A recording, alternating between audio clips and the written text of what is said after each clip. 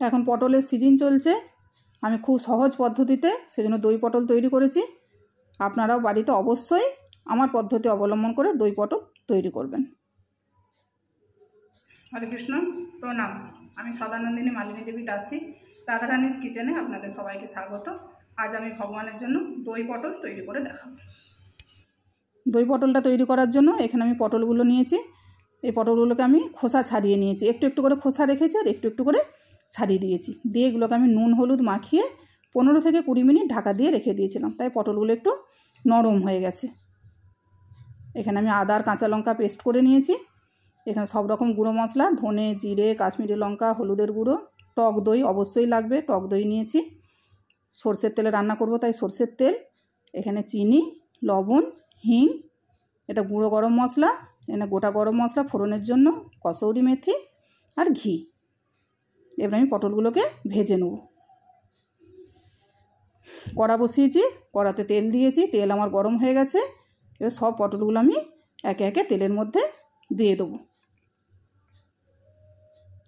নুন হলুদ মাখানো আছে, অল্প নরম হয়েই আছে, একটু মিডিয়াম আছে, একটু সুন্দর করে ঢাকা দিয়ে দিয়ে ভেজে নিলে এটা সুন্দর একদম নরমও হয়ে যাবে, লালও হয়ে যাবে। দেখুন কত সুন্দর লাল হয়েছে। আমার এটা ভাজতে প্রায় 10 মিনিট মতো সময় লেগেছে। কম আঁচে ভেজেছি তো, সেদ্ধও হয়ে গেছে আর লাল করে ভাজাও হয়ে গেছে। এবার এগুলোকে আমি আলাদা প্লেটে একটা তুলে নেবো, নিয়ে ঠান্ডা করে নেব।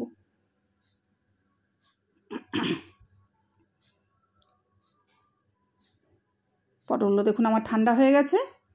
এবার আমি এতে মশলা দেবো। আদা আর কাঁচা লঙ্কা যে পেস্ট করেছিলাম ওই পেস্টটা দিয়ে দিলাম একটু অল্প করে, আর যে গুঁড়ো গরম মশলাটা নিয়েছিলাম ওটাও দিয়ে দেবো, আর যে গুঁড়ো মশলা ধনে জিরে হলুদ কাশ্মীরি লঙ্কার গুঁড়ো এগুলোও দিয়ে দেবো, আর দইটা আমি পুরোটাই দিয়ে দেবো। এটা প্রায় 4 চামচের মতো দই আছে, এটা আমি পুরোটাই দিয়ে দিলাম। কসুরি মেথি যেটা নিয়েছিলাম ওটাও দিয়ে দেবো আমি, আর চিনি দেবো। চিনিটা অবশ্যই এটাই দিতে হবে, নাহলে টেস্ট ব্যালেন্স আসবে না। আর লবণ দেবো আমি, লবণ দিয়ে ভেজেছি তাও আমি একটু লবণ দেবো, দিয়ে হালকা হাতে আমি এটাকে সুন্দর করে মিশিয়ে নেব।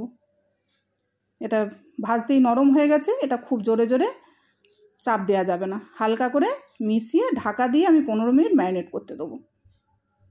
দেখুন 15 মিনিট পরে কত সুন্দর এখনই কালার এসে গেছে। 15 মিনিট আমি মশলার সাথে এইভাবে ভিজিয়ে রেখেছিলাম, কত সুন্দর হয়ে গেছে। এবার আমি এটাকে কষবো, সেই জন্য কড়াতে তেল দিয়েছি অল্প করে, এর মধ্যে ফোড়ন হিসাবে গোটা গরম মশলাগুলো দিয়ে দিলাম আর একটু হিং দিলাম। এবার এটাকে আমি একটু ভেজে নেব, আর এখন আঁচ কিন্তু আমার কম আছে, একদম কম আছে। এই মশলাগুলোকে আমি সুন্দর করে ভেজে নেব, নাহলে মশলাগুলো পুড়ে যাবে। এ থেকে একটা সুন্দর যখন গন্ধ বেরোবে সেই সময় আমি ম্যারিনেট করা পটলগুলো এর মধ্যে দিয়ে দেবো। দেখুন এটা আমার ভাজা হয়ে গেছে, এর থেকে সুন্দর একটা গন্ধ বেরোচ্ছে। আর আমি এটাকে ভাজবো না, এবার আমি পটলগুলো এর মধ্যে দিয়ে দেবো। পটলগুলো দিয়ে দিলাম, দিয়ে একটু নাড়িয়ে নেব, নিয়ে আর ওই বাটি ধোয়া যে জল ওটাও আমি দিয়ে দেবো। বাটিতে মশলাগুলো লেগে আছে, ওই মশলা ধোয়া জলটাও আমি এর মধ্যে দিয়ে দেবো। দিয়ে কম আঁচে, একদম লো আঁচে এটাকে আমি ঢাকা দিয়ে দিয়ে কষাতে থাকবো। দেখুন ঢাকা দিয়ে আমি প্রায় 7 মিনিট মতো কষিয়েছি, মাঝে মাঝে আমি নাড়াচাড়া করে দিয়েছি।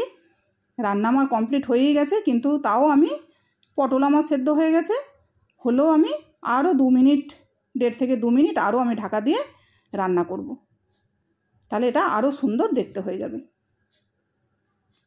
আমি এটা ঢাকা দিয়ে দেবো। ঢাকা দিয়ে আমি 2 মিনিট ওয়েট করব। দেখুন 2 মিনিট পরে আরও কত সুন্দর দেখতে হয়ে গেছে। পটল একদম পুরো একদম সেদ্ধ হয়ে গেছে, পুরো তেল বেরিয়ে গেছে, দেখতেও কত সুন্দর হয়েছে, গন্ধ তো খুবই সুন্দর আসছে। এবার আমি নামানোর আগে অল্প একটু ঘি দিয়ে দেবো, দিয়ে এবার আমি আলাদা একটা প্লেটে ভগবানের জন্য সার্ভ করে নেব। আমি আলাদা প্লেটে তুলে নিয়েছি, দেখুন কত সুন্দর দেখতে হয়েছে। এটা পোলাও, রুটি, লুচি, পরোটা সবের সঙ্গেই এটা খাওয়া যাবে। এবার আমি এতে ভগবানের জন্য একটা তুলসী পত্র দেবো, দিয়ে ভগবানকে নিবেদন করব। হরে কৃষ্ণ। ভুল ত্রুটি হলে ক্ষমা করবেন। প্রণাম।